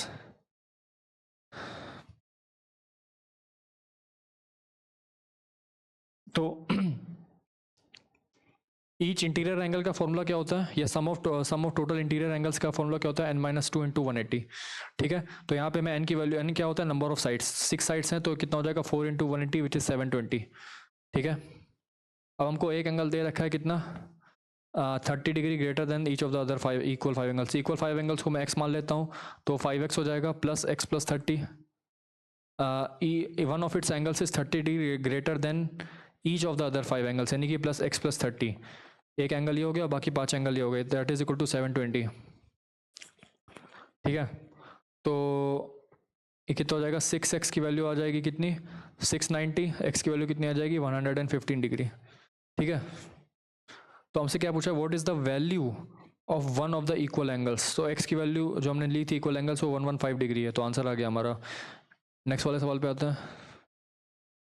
The point of intersection of the perpendicular bisectors of the sides in a triangle may lie outside the triangle। अभी हमने इसका question देखा, इसी एक ही case में होता है, कब, जब ट्राइंगल ऑब्ट्यूस हो। कब, जब मेरा ट्राइंगल ऑब्ट्यूस हो तो उसका जो ऑर्थो सेंटर होता है, intersection of the perpendicular bisectors जो कि ऑर्थो सेंटर होता है, वो हमेशा ट्राइंगल के बाहर लाई करता है। अगर राइट एंगल ट्राइंगल है तो वो हमेशा राइट एंगल के पॉइंट पर लाई करेगा, यदि एक्यूट एंगल है तो हमेशा अंदर लाई करेगा। The point of intersection of the perpendiculars drawn from the vertices to the opposite side of a triangle may lie on the two sides। obviously अब ये राइट एंगल वाला केस हो गया जो मैं आपको बता रहा था, राइट एंगल ट्राइंगल वाला। हमसे कह रहा है कि point of intersection of the perpendiculars drawn from the vertices to the opposite sides.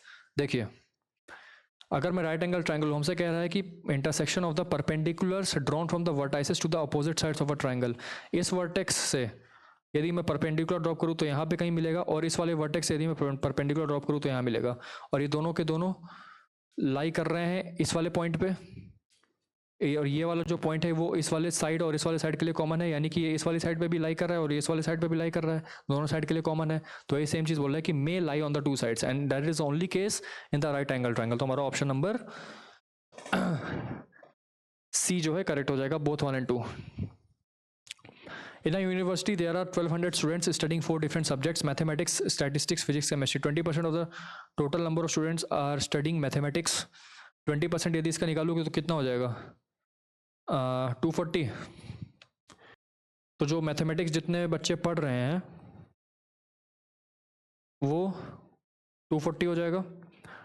20% of the total number of students are studying mathematics. 1/4 of the total number of students are studying physics. अब इसका 1/4 निकालूंगा तो 300 हो जाएगा। Physics 300 पढ़ रहे हैं, है ना। 320 students are studying statistics. Statistics कितने हैं? 320। टोटल सम करेंगे तो कितना आ जाएगा? 06 860। तो बचे हुए केमिस्ट्री कितने पढ़ेंगे? 1200 माइनस 860 कितना हो जाएगा? 340। ठीक है, तो केमिस्ट्री कितने पढ़ रहे हैं? 340। 3/5 of the total number of students studying chemistry are girls. एक मिनट, हाँ ठीक है। 3/5 of the total number of students studying chemistry are girls, यानी कि इसके 3/5, इसका 3/5 कितना हो जाएगा? 68 824 204, यानी कि गर्ल्स इन केमिस्ट्री। ठीक है, नो हमसे बाकी क्या कह रहा है? 150 boys are studying mathematics. So mathematics में 250 हैं, उनमें से जो बॉयज़ वाले हैं वो कितना है? 150। तो गर्ल्स कितनी हो जाएंगी? 90। इसमें बॉयज़ कितने हो जाएंगे? 136। ठीक है, अच्छा। और 60% of students studying physics are boys. Physics 300 हैं, इसका 60% निकालेंगे तो कितना हो जाएगा? 180। तो 180 बॉयज़ इसको स्टडी कर रहे हैं, तो 120 गर्ल्स इसको स्टडी करेंगी, और 250 girls are studying statistics. Statistics 320 है और 250 गर्ल्स हैं इसमें, तो बचे हुए बॉयज़ कितने हो जाएंगे? 70। अब हमसे कह रहे हैं what is the total number of boys studying statistics and physics. Statistics में बॉयज 70 हैं और फिजिक्स में बॉयज 180 हैं, तो 180 प्लस 70 कितना होता है? 250।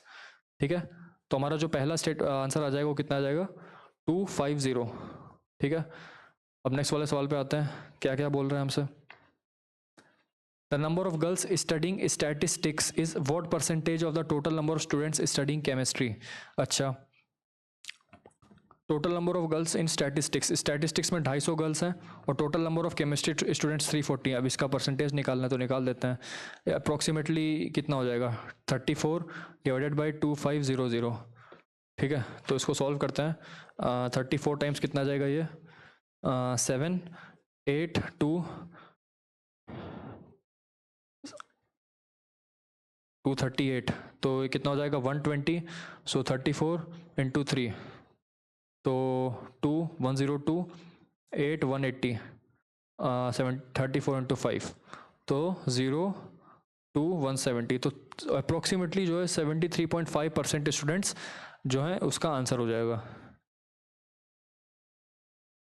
नेक्स्ट हमसे पूछ रहा है in which subjects is the difference between the number of boys and girls equal. देख लेते हैं। तो सीधे सीधे हमको दिख रहा है यहाँ पे, अगर हम मैथमेटिक्स और फिजिक्स में देखें तो मैथमेटिक्स में यदि नंबर ऑफ बॉयज़ और नंबर ऑफ गर्ल्स का डिफरेंस निकाले तो वो 60 हो जाएगा। सिमिलरली यहाँ पे अगर मैं डिफरेंस निकालूँ तो वो भी 60 हो जाएगा। ठीक है, तो दोनों में डिफरेंस 60 आ रहा है, तो आंसर क्या हो जाएगा? Mathematics and physics. ठीक है, ऑप्शन नंबर सी। नेक्स्ट वाले सवाल पे आते हैं, क्या बोल रहे हैं हमसे? What is the difference between the number of boys studying mathematics and the number of girls studying physics. Boys studying mathematics and girls studying physics. देख लेते हैं। बॉयज़ स्टडिंग मैथमेटिक्स है 150, गर्ल्स स्टडिंग फिजिक्स कितनी है 120, इन दोनों का difference कितना हो जाएगा 30, तो हमारा ऑप्शन नंबर बी जो है सही हो जाएगा। What is the ratio of the total number of boys to the total number of girls, देख लेते हैं। तो देखिए टोटल नंबर ऑफ गर्ल्स पहले निकालते हैं। गर्ल्स कितनी है 204, केमिस्ट्री में गर्ल्स यहाँ पे कितनी है 90, यहाँ पे 120 और यहाँ पे 250, ऐड करते हैं कितना हो जाएगा 4 16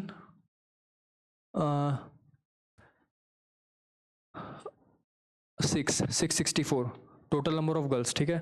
और नंबर ऑफ बॉयज़ कितने हैं 1200 है, तो उसमें से 664 माइनस करेंगे तो कितना हो जाएगा 6 3 5, सो 536 अपॉन 664, ठीक है। इसका रेशियो निकालना है, सो 6 से कैंसिल आउट करते हैं अगर होगा तो, वैसे हो तो नहीं रहा है फिर भी 2 से करते हैं या 4 से कर लेते हैं, 4 1 4 26, 4 से 24 24 4 6 166 यहाँ पे आया और 4 यहाँ से कर जाएगा तो 134, 2 से कैंसिल आउट करेंगे तो ये आ जाएगा 83 67, तो 67 इज टू 83, ठीक है। 67 इज टू 83 जो है मेरा करेक्ट आंसर आ जाएगा इसका। Frequency density of a class is computed by the ratio. It is basically defined as the frequency divided by the class size.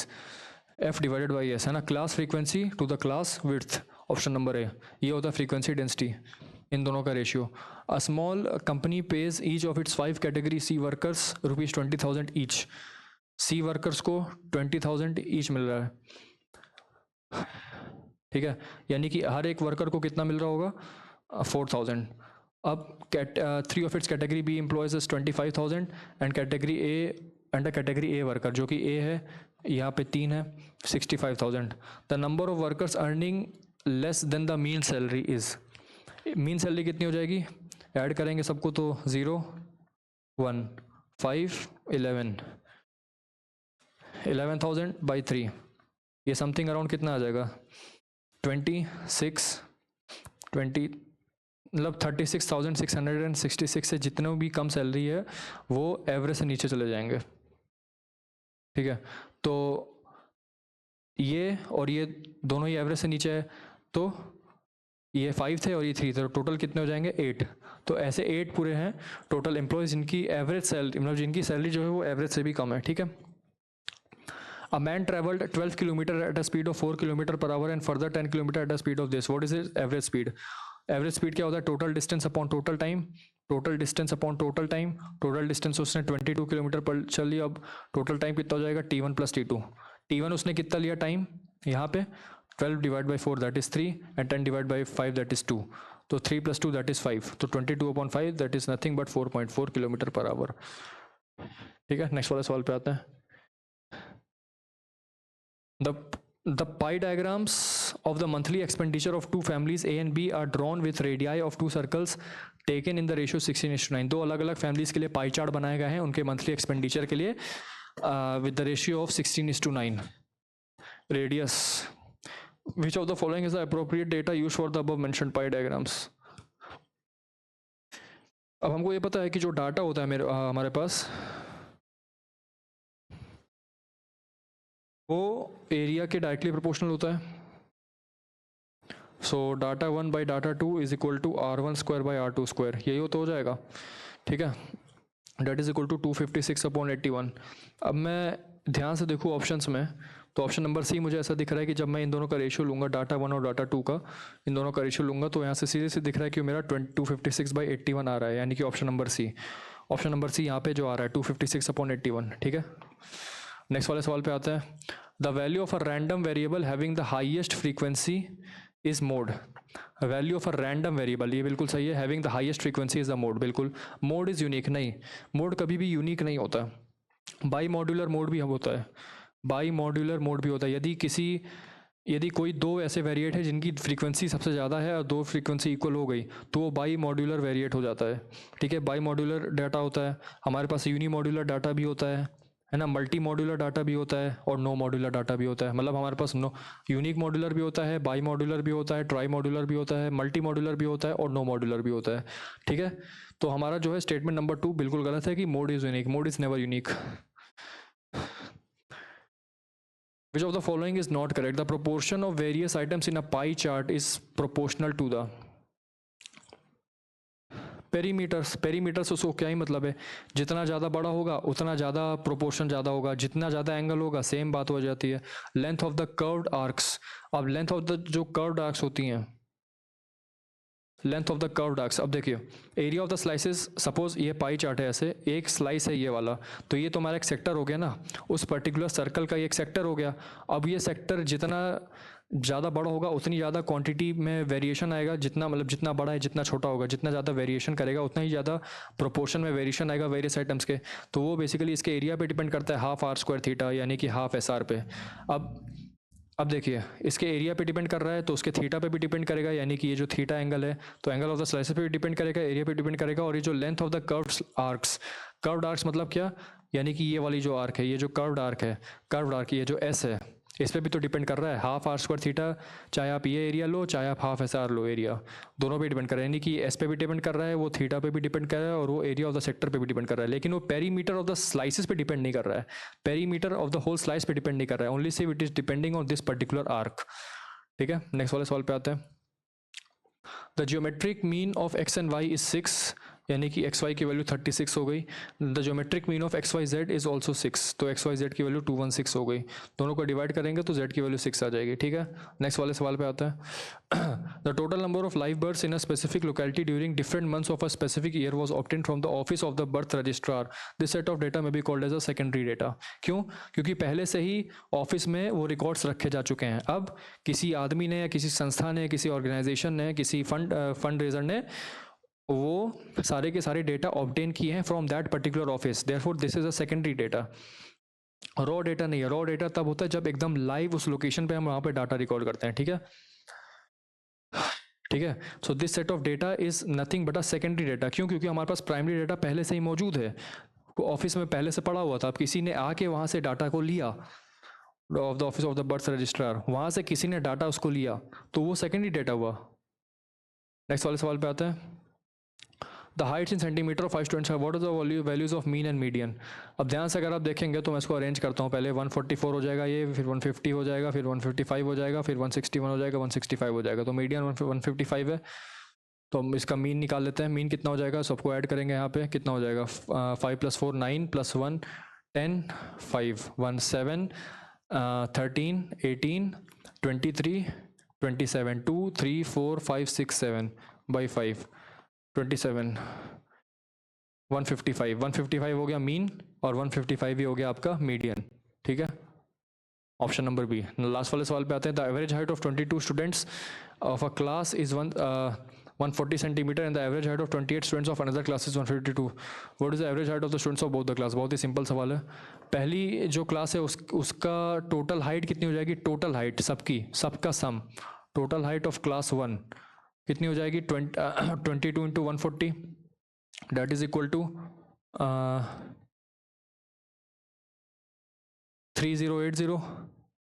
फिर सेकंड क्लास की हाइट कितनी हो जाएगी, 28 इंटू 152। ठीक है, सो यहाँ पे करते हैं इसको कैलकुलेट, कितना हो जाएगा, 61142403, कितना हो जाएगा, 652426, ये हो जाएगा 4256। अब पूरी दोनों क्लास का सम लेना है तो इसको दोनों को ऐड कर देते हैं, 313736 डिवाइडेड बाई, अब टोटल नंबर ऑफ स्टूडेंट्स कितने हो जाएंगे, 22 + 28 that is equal to 50।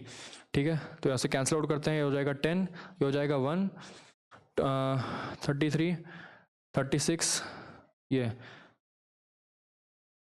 Sorry 5 1 5 23, 5 4 20 33, तो 146.72 1467.2 डिवाइड बाई 10 कितना हो जाएगा, 146.72 जो है मेरा करेक्ट आंसर यहाँ पे आ जाएगा। तो इसी के साथ हम यहाँ पे 2017 के सेकंड पेपर का second part CDS elementary mathematics को ओवर करते हैं।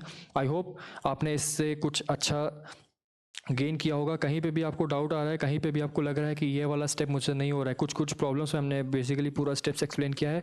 बाकी इसमें कुछ कुछ हमने देखा कि फैक्चुअल प्रॉब्लम्स भी आते हैं from statistics and pie charts, तो इसको भी आप अच्छे से करिएगा। स्टैटिस्टिक्स को हमेशा अच्छे से करके जाइएगा, इसका एक मेजर टॉपिक होता है। ट्रिग्नोमेट्री वाला भी करके जाइएगा अच्छे से। एंड ज्योमेट्री के कुछ प्रॉब्लम्स आते हैं, कहीं कहीं आप फंसेंगे क्योंकि यहाँ पे कुछ प्रूविंग रिक्वायरमेंट होती है, लेकिन कुछ कुछ जैसे मेंसुरेशन के या फिर ज्योमेट्री के ही कुछ ऐसे मेजर सवाल होते हैं जो जिसमें प्रूविंग की रिक्वायरमेंट उतनी नहीं होती है, लेकिन कभी कभी स्टेटमेंट वाइज में आ जाते हैं, तो वहाँ पे थोड़ी दिक्कत हो सकती है।